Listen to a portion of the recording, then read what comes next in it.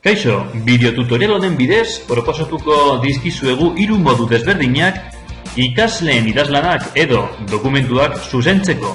Ikasle batek partekatu du nirekin idazlan hau.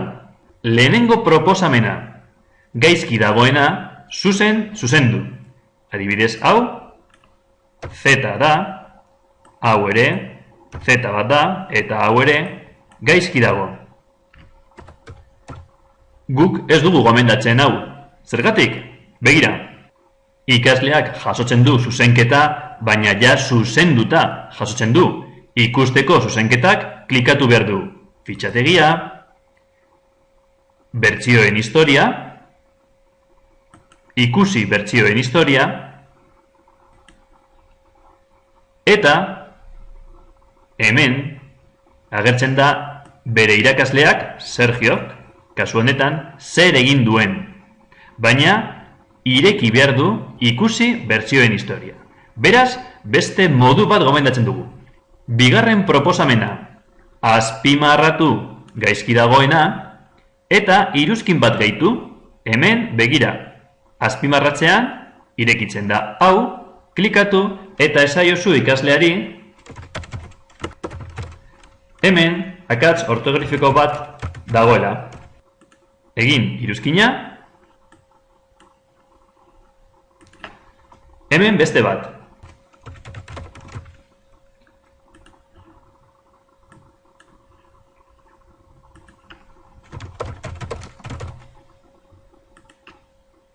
Egin nahi dituzun iruzkinak. Azpimarratu eta hemen klikatu.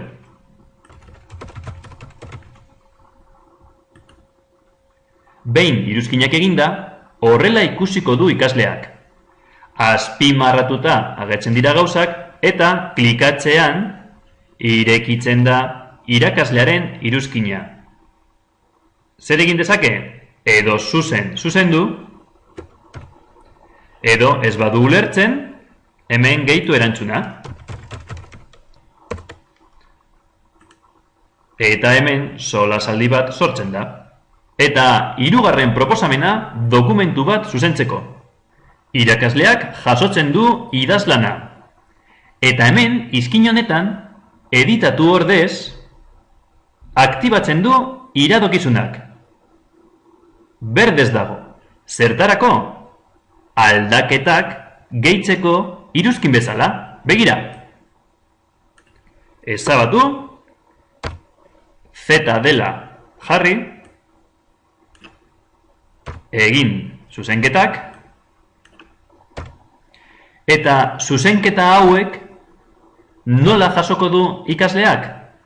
Ikasleak ikusiko du ezabatuta dagoen hitza edo esaldia eta ondoan irakasleak jarri duena, eta hemen iruzkin bat.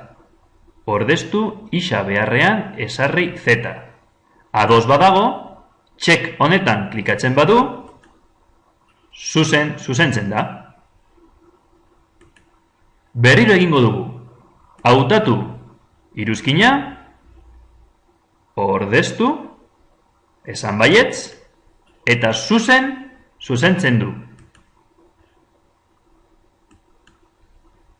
Honen aukeraren alderik txarrena, behin ohitura hartuta, txek honetan V horretan klikatuko duela ikasleak erreparatu gabe zer zegoen gaizki.